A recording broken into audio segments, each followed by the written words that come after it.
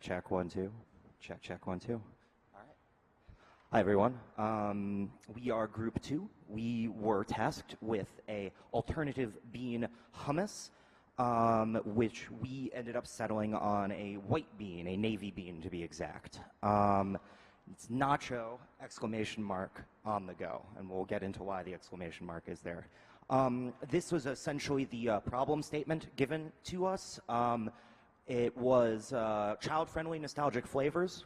We ended up settling on nacho to that end. The target consumer is school-aged children who pack their lunch. So that's the target consumer. The target buyer would then subsequently be the parents, which, once again, we'll talk about a little bit more once we get into marketing. And the three trends that we were tasked with taking care of is health and performance, natural and organic ingredients, and a plant-based clean label. So we just went through our given criteria. And the decision process was, number one, we were just told an alternative bean. We were not given a specific. So ultimately what we wanted to find was a bean that was neutral flavor, something that would take flavors rather easily, that wouldn't impart much into it that would be bad. So we ultimately went with a navy bean. And the second major decision we had to make was in terms of the flavor. We had floated the idea of doing a sweet hummus, which you may or may not have seen online. That's a new thing that's going around, a sort of pudding pack thing, but ultimately we went with nachos. So I'm Alexander Eisenberg. I'm going to be doing marketing. So starting off with market trends, worldwide, the market for hummus is expected to reach 1.1 billion USD by 2027, and the US constitutes 34% of that market. You can see here the retail sales of hummus moving from 2007, 2013, 2014. Additionally, and we'll touch on this later, we also decided to look into the vegan snack market because our recipe did in fact end up being vegan, and we might as well take advantage of that if you have the opportunity. And that's expected to reach 73 billion USD by 2028, and that's a compounded annual growth rate of 8.7%. In terms of competition, it's by and large in the United States Sabra. You can see here going from 2006 to 2015, big blue, light blue, angry, big thing, that is Sabra, and that's well over 50% of the market. Owned by Pepsi and owned by Strauss. So in terms of the marketing question of like how we go about this, there's a sort of a balancing act, right? Because the consumer is children, but the person who's buying it is the parent. And there are, at times, a mismatch of interests in terms of what one party wants versus the other. What parents want is a healthy meal for the child. They want an ease of packing lunch, minimization of shopping trips, and a ease of acceptance. Basically, you don't want to have to argue with your kid about eating lunch. You want them to just take it and, you know, be done with it. On the other hand, what children want is they like sort of when I say intense, rich flavors, I'm not talking in terms of like spice. I'm talking in terms of like, you know, richness, greasiness, saltiness, sweetness. It's, as at least I know as a child, a lot of the things that I ate then that I loved, I cannot eat today, candy especially. Also, some children are less likely to be picky than others, but as a general rule of thumb, you want some familiarity. There wants to be some sort of a way to compare, something that they're familiar with. Generally speaking, children also don't like to spend a lot of time eating. It's especially lunch at school. They'd rather be off playing with their friends and, you know, spending time. And finally, it's at least for me, I can only speak from personal experience, I know that I would immediately turn my nose up at anything that was described as healthy by my parents. I would just put it away because, you know, it has all these connotations. You know, you don't want to eat your vegetables. So there's kind of a balancing act you have to strike with that. So ultimately, in terms of in terms of the nacho hummus, I believe that it's you emphasize the nacho and not the hummus. Therefore, you have something that is healthy, but is not obviously healthy to someone who is just eating it. So we did a SWOT analysis here: strengths, weaknesses, opportunities, and threats. There is the strengths are, for example, there's a built-in market for vegans, not so much for children. There is another aspect to the demographic, which is vegans looking for snacks, which there is another slide in here. Another strength, too, is that the bulk of the hummus market is actually taken up by unflavored hummus. The flavored hummuses have not gathered, don't have as much ground in the U.S., so there's room there to grow. They haven't been fully encased. Also, the idea of a nacho-flavored hummus is a novel concept. You can find recipes online, but it's not a product that you can find on the shelves. In terms of weaknesses, you have large companies in the market already. Sabra, I've already brought that up. Acceptability among children might be uncertain. You'd have to sit a bunch of them down and see what they do, or whether or not they like it. And also the idea of a nacho hummus could be construed as a hipster or a sort of a pompous kind of thing. Once again, it's a possible weakness. Opportunities, the market continues to grow.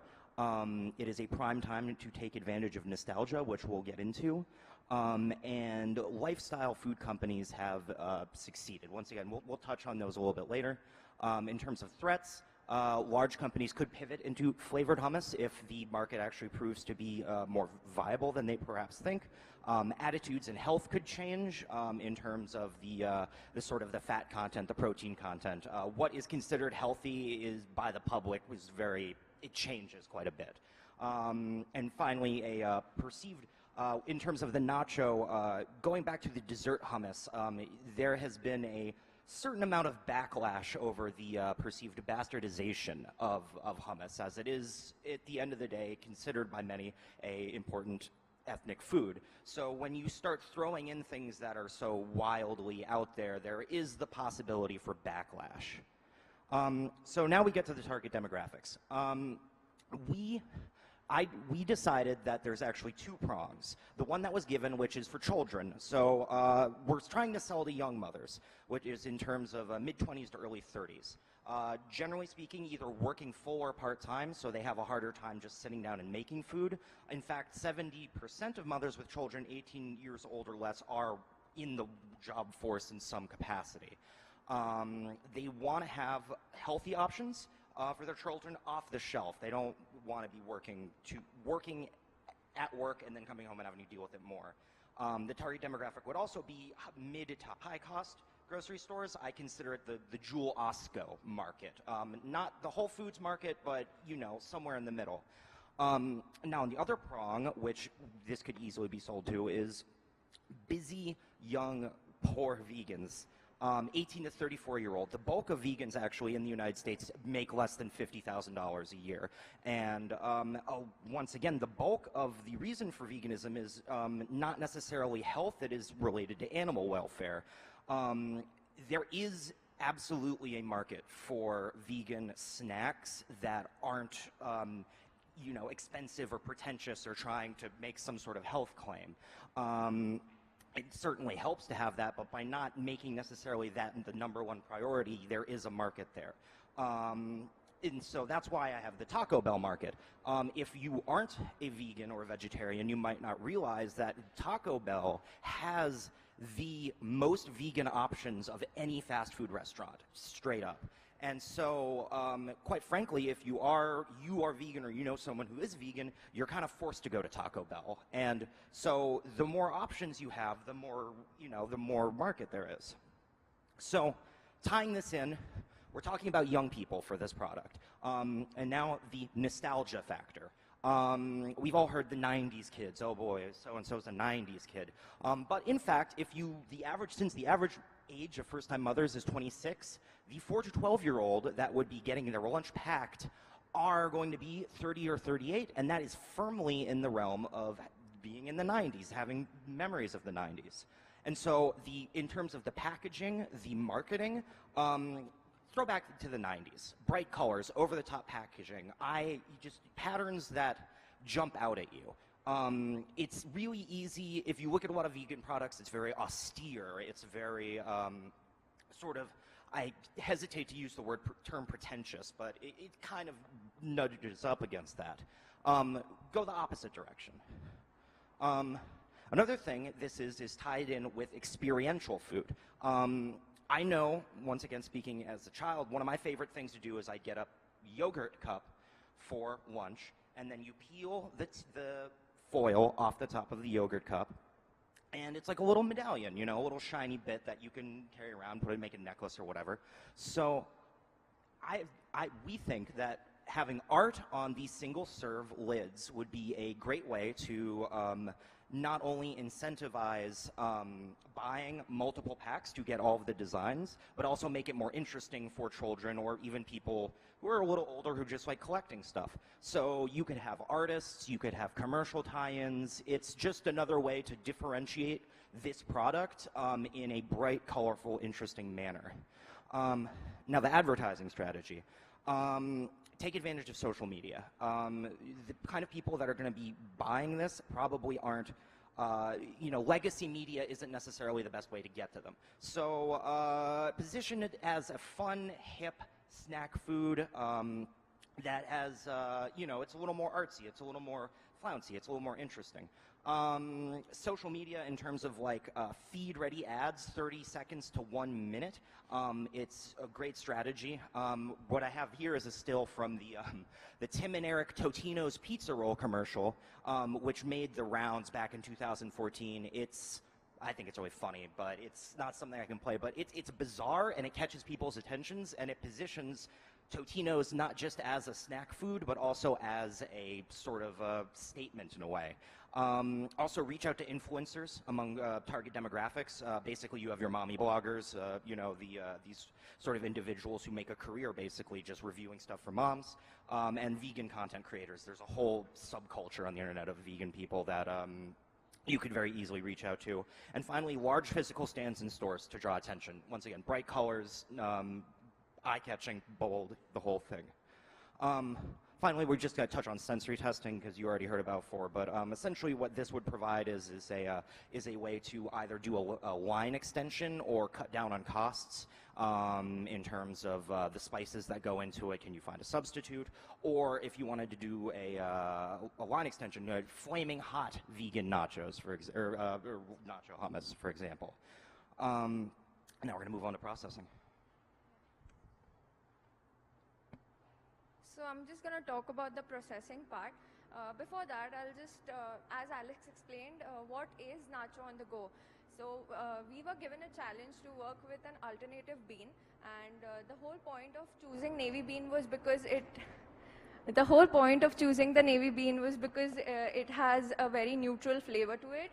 Also, the challenge was about creating something that has nostalgic American flavors, and I don't think anything describes nostalgia as nacho and cheese. But the whole catch here is we are targeting towards vegan food, and we are not going to be adding any sort of cheese to it. We're just going to add nutritional yeast to replace the cheese and just give it the flavor.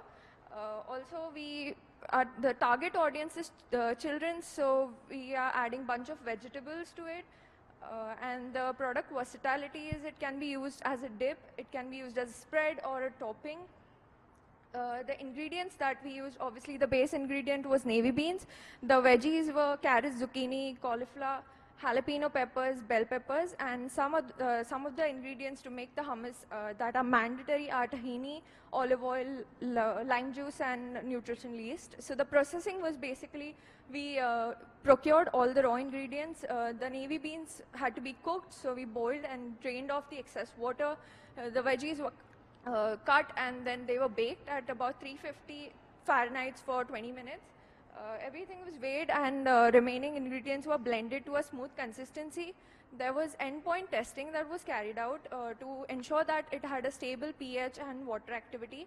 To ensure the safety, we also pasteurized the product, and we are going to be packing and labeling and dispatching it for consumer use. The Benchtop equipments that we used were an oven to bake the ingredients, a scale, obviously to measure everything, and a blender to blend everything together. And the pilot scale equipments used were industrial scale mixer, like we will be using this, industrial scale mixer, industrial scale vegetable cutter, and oven. And the shelf life estimation, we didn't have time to conduct all the shelf life estimation studies, but we did the literature review for it, and we found out that once a product is packed, it can be shelf stable for about 3 to 10 days in a refrigerator, and about 6 to 8 months in a freezer. So yeah, that's about it. Packing will be explained by my friend. Thank you, Saili. My name is Priya Dubal. I'm going to continue with the packaging part. Principal display panel. So in the simpler way, I'm going to explain this, that the first thing, when you enter a grocery store, the first thing you see is when you look at the product, is the principal display panel. It primarily consists of product name, which is a nacho on the go, ingredient list, information panel, and claims.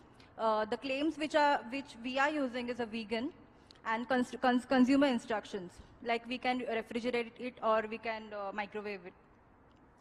The functions of packaging. The primary functions of packaging are presentation. We are targeting a consumer which are kids, so it should be it should be appealing for the kids, like it should be attractive and eye-catching for the kids, and it should protect the product from the environmental factors, and it should be preserved, like when it goes to the consumer, the way we have manufactured it. And also it should be convenient enough to carry and hold the product, and it should be cost effective. The primary packaging properties consist of recyclable, microwave safe, and it has a great tensile strength, as in when a kid puts his sealed cup in a bag, it should carry or hold the weight of the product. And it is chemical resistant and moisture resistant, which is highly impermeable of water. And this is a BPA free. In a research in 2012, the BPA products were banned, BPA plastic were banned, because it created a disease in the infant bottles. It created disease in the endocrine systems of the infants, and also it is recyclable.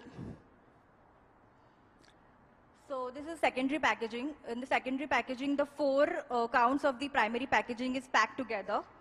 It contains of information panel, claims which we are using vegan, branding, and consumer instructions. This is the information panel, where the information is provided of the nutrition and ingredient list, sell by and use by date, in storage instructions, and as well as the packaging information. The primary packaging is a single serve cup. Secondary packaging, it contains 4 counts of primary packages packed together. And in tertiary packaging, the secondary package is placed in tertiary packaging in the corrugated boxes for transportation. So you can have our hummus with the nacho dip or pita bread. So I'll ask Jomana to continue further. Hello, my name is Jomana, and I'm doing the nutrition formulation on the label. So I'm going to start with the formulation. So as we were given the alternative bean hummus, we settled down with the navy white bean hummus. Then we did trial runs on multiple vegetables and flavor before we decided on our nachos. So all the ingredients were chosen carefully for the purpose of nutritional value that provide the kids most of their need, as well as the taste and texture. So the ingredients we ended with were the navy bean and a bunch of different vegetables, such as carrots, zucchini, cauliflower, jalapeno, bell pepper. And we had the tahini sauce as the basic component for any hummus recipe, as well as the lime juice and olive oil. And we used different spices for to have that natural taste on our hummus. So before we went to the Charlie Baggs Innovation, we developed a recipe that has every single ingredient with a specific weight. So when we were making that product, we weighted everything specifically. because we wanted to make sure that we ended up with an accurate nutrition label. So for the nutrition label, we used the formulator software that created our label with the serving size and all the calorie counting and nutrition information. So what is the nutritional label? As most of you know, it's the label that provides the information for the consumers on the product they're going to consume. And it's going to give them all the calories, all the nutrition on that product, such as the fat, cholesterol, sodium, carbohydrates, and all that stuff, as well as the sodium and fiber. It is based on the daily value recommendation for 2,000 kilocalorie daily diet. But each label gives the information for a single serving. So this is how our formulator looked. We had all the ingredients listed down, and we ended up with 37 ounce, which makes almost 18 serving size. And we decided on our serving size is going to be 2 ounces per batch. This is the procedure how we did the recipe we had. And this is the nutrition label we ended up having. It has 54 calories compared to a nutrition hummus that has almost 170 calories per 2 ounce, almost like 50 grams to 70 grams. So this is all the information we have for our product. Our label claimed that our product is vegan or plant-based, as well as it is organic and have a clean label. All the ingredients are nutrient ingredient and organic, and it also claimed that it is high protein. So this is the information we have for all the ingredients. Most of our ingredients are high in vitamins, different kind of vitamins, mineral, and antioxidant. But the main source of proteins was the navy beans as the main source of protein. Then we had the nutritional yeast. It is a high quality protein, and the tahini sauce is a rich source of protein. So we substituted the dairy product, which all usually have a high protein, with the nutritional yeast, which almost give the same taste and the same nutrition as the cheese. And here is. So hi, I'll be dealing with the foods regulations and food product safety of a product. So we used certain equipments in a lab scale which we were provided at Charlie Baggs Innovation Center, and the final product was analyzed for water activity and pH was calculated.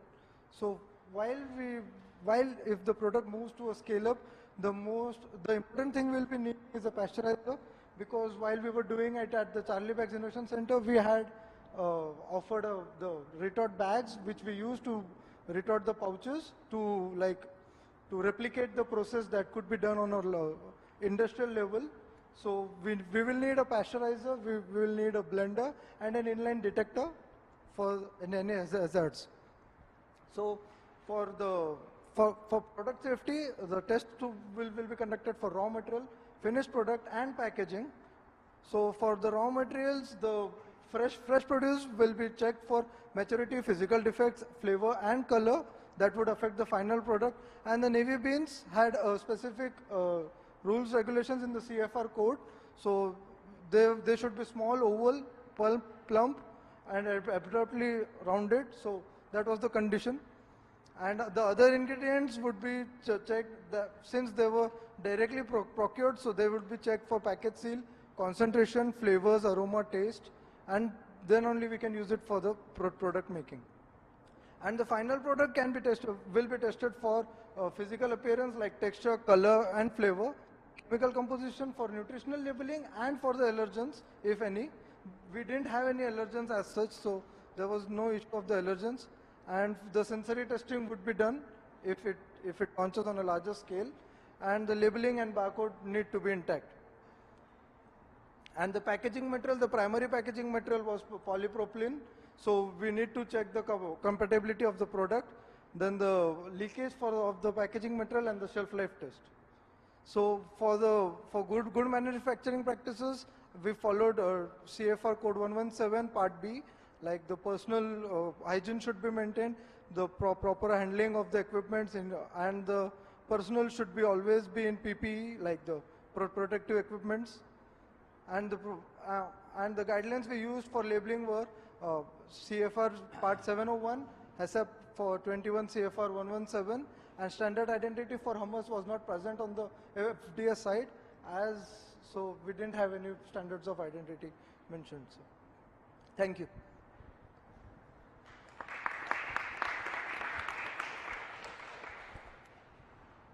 So my teammates will be serving the samples for your testing. We are welcome for any questions by them. Sorry? Yeah. Robin's got a question. Robin, I know you have a question. I know you do.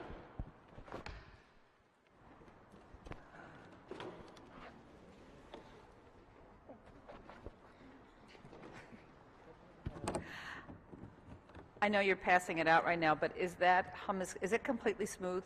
Is it? It has a grainy texture. It's a grainy texture. My question is that you spent a lot of time using raw vegetables and going over them and all that. Why would you not just use dehydrated vegetables or something that's a little bit further processed if you're going to already grind it up into a smooth paste? We were focusing on a clean label method approach, so we wanted every ingredient to be like this will be visibly tested and then to be used. Okay. That's where the sensory analysis aspect of it would probably go in. If we were to go do that further, that would be easily on the top priority of things to do, is see if there's a difference there. Great. Thanks. I'm not going to throw it. Okay, so my questions are around processing and food safety, and it's just I'm confused, right? So, is it pasteurized or is it retorted? I was a little confused. The product which you are testing is retorted because we didn't have a access to a pasteurizer. So we did use the retort pouches and retorted it in a pressure cooker just to replicate the process. So, but the product that you would want to commercialize would be pasteurized? Will be pasteurized, yeah. Okay. And so you talked about a frozen shelf life and then a 3 to 10 day refrigerated shelf life, but somewhere in there it said shelf stable. Yeah. So what would make it shelf stable? Do you know what the pH and water activity were? The pH we attended was like 4.69 something, but we were aiming for a lower pH for a better shelf life. So we need to optimize the process like to attain a lesser shelf life, lesser pH, sorry. And sorry, just one more thing. Yeah. So the way that you were showing the packaging and how you wanted to market it looked to me like it would be in a refrigerated section. But 3 to 10 days is extremely short. So I'm just trying to understand, like if you think you could do better than that, how you would run it through supply chain, right? And have, you know, especially since if they buy it, they probably have to eat it that day if that's for real. Actually, the gold standard recipe which we follow, that came that the hummus is suggestible like around a month from now, but since we made it just last week, so we didn't test it for longer than a week. So we claimed it like for now it's just 3 to 10 days because we didn't go beyond 10 days like for the testing. It was hard for me to read the nutrition facts, and I also didn't see how they compared to other hummuses. So from a protein standpoint, where does it fare compared to others, and also on some of the, and also on the B vitamins?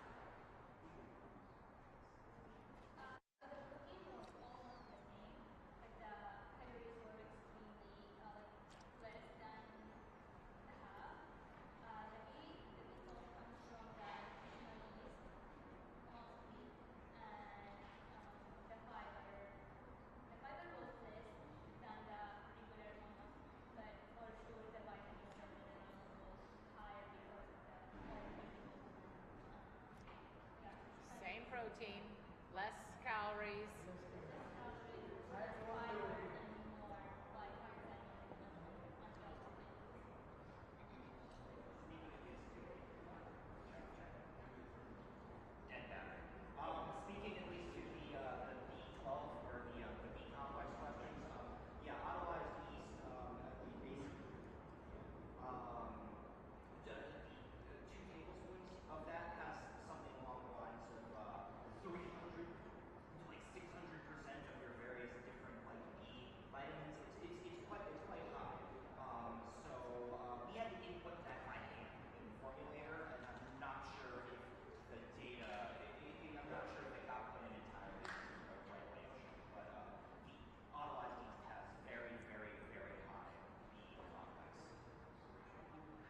Actually, I thought it was very tasty, and I liked your packaging that you showed, but really this is a more lunchable type of packaging, which is really ideal for the busy, hectic homemaker. Why did you not consider, you know, like they have the little peanut butter with the sticks or the cheese with the sticks, why didn't you consider a packaging?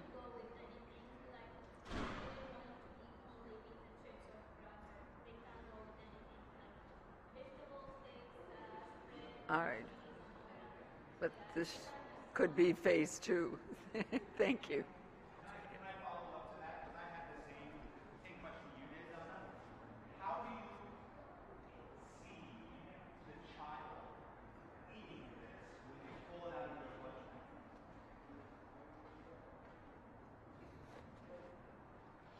Because that's your intended consumer, right? Children who are going to eat it at lunch. How will they eat it when they pull it out? Well, presumably you want to have, well, if we were to stay in the single serving sort of capacity alongside the, you see in those other examples on the market, they have, it's still a circular sort of container with another layer, right? You could go that route.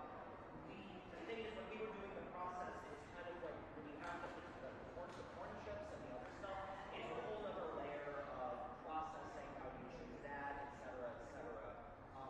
So we just didn't get there. That phase 2, for example. I see a disconnect in your message because the packaging says this is just like putting in a cup, which means you expect them to take a spoon and eat it. And my own personal experience is it's okay that way, but when you eat it with something else, it's good. So if you're expecting them to eat it with something else, it would make sense from a marketing standpoint to package the two things together so we have everything we need. That's excellent.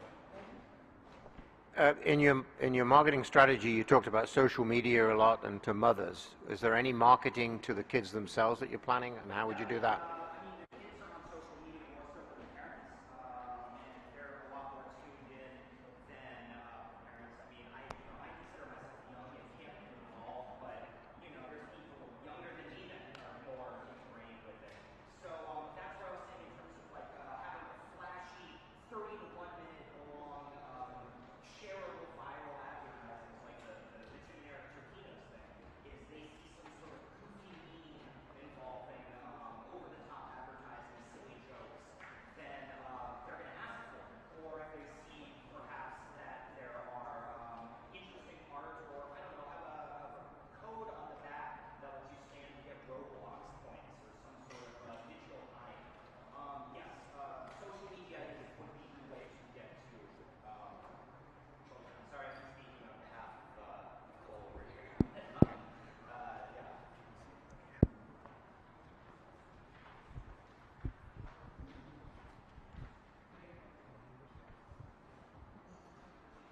Friend, pass the catch box down here. Where is it? Don't forget, make sure that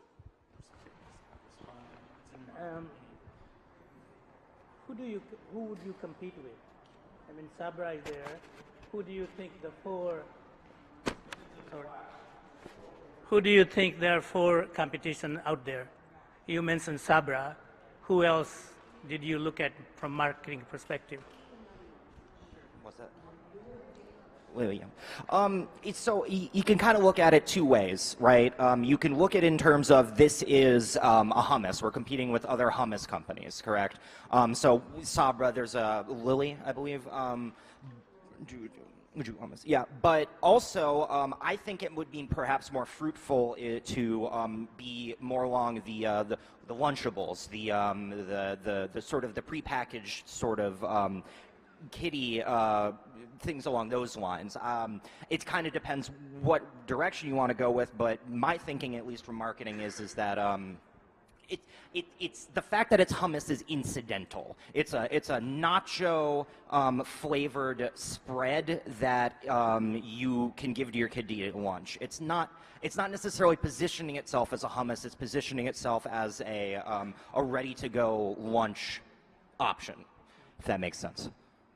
Yeah, and then why did you highlight polypropylene versus the PET, if you look at the Sabra, or if you look at the, Cedar Lane, or second or third, the biggest hummus manufacturers, they all have PET container, but I see you highlighted polypropylene. Is there any reason for selecting? So they do have PET containers, but the single serve, the 2-oz containers are generally polypropylene only. Like for the Kirkland also, which we buy regularly in the grocery stores, the single serve package, the bigger packages do come in PET, but the single serve packages are of polypropylene only because of its cost effective and the recyclability. So it's way cheaper than the PET because it's not that rigid or that hard to, yeah. Did you study the texture with the non-thermal pasteurization versus the retorting that you did? We did keep one sample of ours non-thermally treated and just refrigerated it. The texture loss was like it came out to be more runny than that which was pasteurized, like the retorted one. So we did compare it. Yeah. So what will be a non-thermal pasteurization that you will suggest? So actually we didn't treat it like any, we didn't apply any kill step to it. Just the process, the